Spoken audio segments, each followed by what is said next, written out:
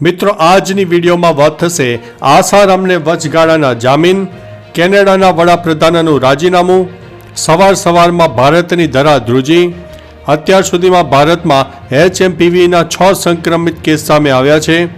અમદાવાદમાં HMPV positive બાળકનું શું થયું જાણો સમાચારમાં। ત્યારે વાત થશે HMPV વાયરસને લઈને દેશમાં મોટી અપડેટ આવી છે। એક જ દિવસમાં નોંધાય છે આટલા કેસ। ત્યારે વાત થશે દીવ જતા હોય તો સાવધાન થઈ જાઓ। ચોટીલા અને રાજકોટ હાઈવે પર 15 કિલોમીટર લાંબો ટ્રાફિક જામ સર્જાયો હતો। ટેસ્ટ કીટ 2 થી 3 દિવસમાં તમામ હોસ્પિટલમાં આવી જશે। કર્ણાટક અને ગુજરાત બાદ હવે રાજ્યમાં પહોંચી ગયો છે આ વાયરસ। ત્યારે વાત થશે બોપલ લૂંટનો ભેદ હવે ઉકેલાયો છે, 10 વ્યક્તિઓ ઝડપાઈ છે। ત્યારે વાત થશે અમદાવાદમાં 10 દિવસ પહેલા જ વાયરસ આવી ગયો છે। હવે મિત્રો સમાચારો વિસ્તારથી। ગુજરાતમાં HMPV વાયરસને લઈને સરકાર સતર્ક બની છે। અમદાવાદમાં 2 મહિનાનું બાળક HMPV પોઝિટિવ આવ્યું છે, પરંતુ ઓરેન્જ હોસ્પિટલ દ્વારા અમદાવાદ મ્યુનિસિપલ કોર્પોરેશનને મોડી જાણ કરાતા તેને નોટિસ આપવામાં આવી છે। 24 ડિસેમ્બરે બાળક દાખલ થયો અને 26 ડિસેમ્બરે રિપોર્ટ પોઝિટિવ આવ્યો હતો, છતાં 10 દિવસ સુધી જાણ થતી નહોતી, જેથી અમદાવાદ મ્યુનિસિપલ કોર્પોરેશનના આરોગ્ય વિભાગે કડક પગલાં ભર્યા છે। મિત્રો અન્ય મહત્વના સમાચારની વાત કરીએ તો બોપલમાં લૂંટનો ભેદ ઉકેલાયો છે, 10 વ્યક્તિઓ ઝડપાઈ છે। અમદાવાદના સાઉથ બોપલમાં કનકપુરા જ્વેલર્સમાંથી 73.10 લાખની લૂંટનો ભેદ ઉકેલાતા મોટો ખુલાસો થયો છે। અમદાવાદ ગ્રામ્ય પોલીસ અને ક્રાઇમ બ્રાન્ચની તપાસમાં ઘટના પાછળ ઉત્તર પ્રદેશની ગેંગ સંડોવાયેલું હોવાનું સામે આવ્યું છે। પોલીસે 10 શખ્સોની ધરપકડ કરી છે। CCTV ફૂટેજના આધારે ભેદ ઉકેલાયો છે। લૂંટારુઓ હથિયાર બતાવીને માત્ર 4 મિનિટમાં દાગીનાની લૂંટ કરીને ભાગી ગયા હતા। મિત્રો અન્ય મહત્વના સમાચારની વાત કરીએ તો કર્ણાટક અને ગુજરાત બાદ હવે આ રાજ્યમાં પહોંચી ગયો છે વાયરસ। ચીનમાં ફેલાયેલો HMPV વાયરસ હવે ભારતમાં પણ ફેલાઈ રહ્યો છે। કર્ણાટક અને ગુજરાત બાદ હવે પશ્ચિમ બંગાળમાં પણ HMPVનો કેસ જોવા મળી રહ્યો છે। અહીં રાજધાની કોલકાતામાં પણ 6 મહિનાની બાળકી આ વાયરસથી પીડિત મળી આવી છે। અગાઉ કર્ણાટકમાં 2 અને ગુજરાતમાં 1 બાળકીમાં HMPVનો કેસ દેખાયો છે। જોકે સરકારનું કહેવું છે કે આ વાયરસ નવો નથી અને ગભરાવાની જરૂર નથી। મિત્રો અન્ય મહત્વના સમાચારની વાત કરીએ તો ટેસ્ટ કીટ 2 થી 3 દિવસમાં તમામ હોસ્પિટલમાં આવી જશે। રાજ્યના આરોગ્ય મંત્રી ઋષિકેશ પટેલે વડોદરાની મુલાકાત દરમિયાન જાહેરાત કરી હતી કે ચીનના વાયરસની સામે સરકાર તાત્કાલિક પગલાં લઈ રહી છે। રોગના ટેસ્ટ માટેની કીટ આગામી 2 થી 3 દિવસમાં તમામ હોસ્પિટલમાં ઉપલબ્ધ કરાવાશે। આ રોગના લક્ષણો શરદી, તાવ, ઉધરસ અને ગળામાં દુખાવા જેવા છે, જે કોવિડના પ્રોટોકોલ સાથે મળે છે। સારવાર માટે આરોગ્ય તંત્ર સંપૂર્ણ રીતે તૈયાર છે। મિત્રો અન્ય મહત્વના સમાચારની વાત કરીએ તો ચોટીલા રાજકોટ હાઈવે પર 15 કિલોમીટર લાંબો ટ્રાફિક જામ।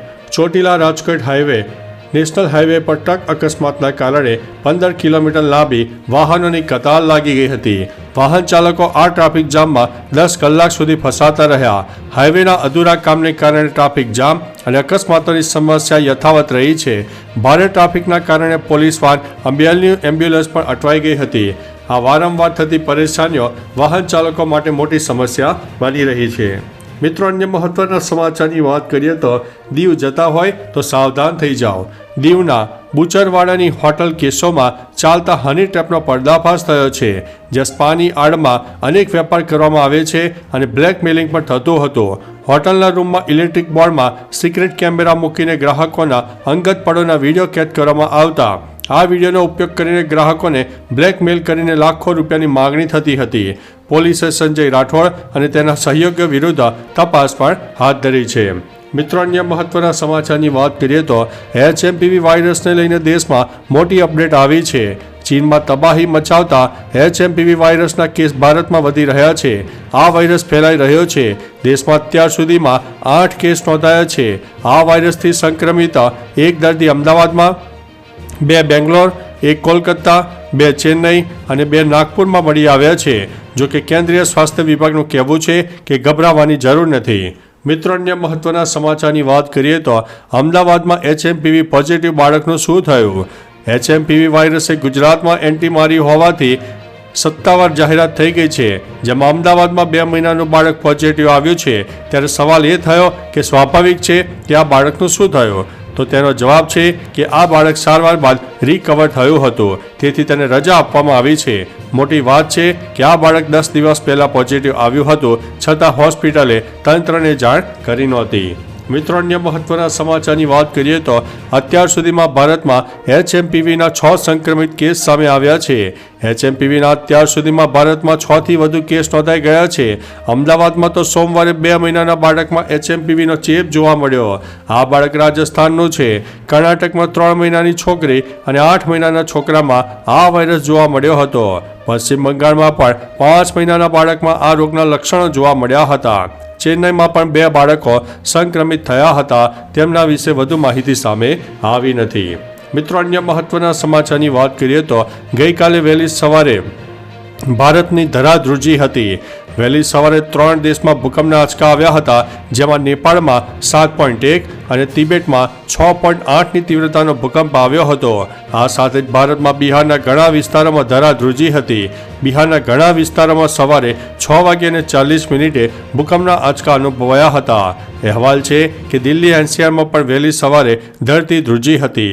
જોકે હજુ સુધી ભૂકંપના કારણે જાનમાલના કોઈ નુકસાનીના સમાચાર મળ્યા નથી. મિત્રો, અન્ય મહત્વના સમાચારની વાત કરીએ તો કેનેડાના વડાપ્રધાનનું રાજીનામું. કેનેડાના વડાપ્રધાન જસ્ટિન ટ્રુડોએ સોમવારે સાંજે વડાપ્રધાન પદ પરથી રાજીનામું આપી દીધું છે. રાષ્ટ્રને સંબોધિત કરતા તેમણે આ જાહેરાત કરી હતી. ટ્રુડોએ કહ્યું છે કે તેમણે તેમની લિબરલ પાર્ટીના પ્રમુખને નવા નેતાની પસંદગી શરૂ કરવાનું કહ્યું છે. રિપોર્ટ અનુસાર PM ટ્રુડો જ્યાં સુધી તેમના અનુગામીની પસંદગી ન થાય ત્યાં સુધી વડાપ્રધાન પદ પર રહેશે. મિત્રો, અન્ય મહત્વના સમાચારની વાત કરીએ તો આસારામને વચગાળાના જામીન. 2013ના સગીરા રેપ કેસમાં દોષિત આરામને સુપ્રીમ કોર્ટ તરફથી રાહત મળી છે. કોર્ટે આસારામને 31 માર્ચ સુધી વચગાળાના જામીન આપ્યા છે. આસારામને તબીબી આધાર પર જામીન આપવામાં આવ્યા છે. જોકે કોર્ટે આસારામને નિર્દેશ આપ્યો છે કે તે આ સમયગાળા દરમિયાન તેમના અનુયાયીઓને મળી શકશે નહીં. આસારામની તબિયતના હિસાબે તેમને તાત્કાલિક તબીબી સારવારની જરૂર છે, જેના કારણે કોર્ટે આ નિર્ણય લીધો હતો. તો ચાલો મિત્રો, ફરીથી દેશ અને દુનિયાના સુપરફાસ્ટ સમાચાર લઈને મળતા રહીશો. ત્યાં સુધી અમને રજા આપશો. નમસ્તે.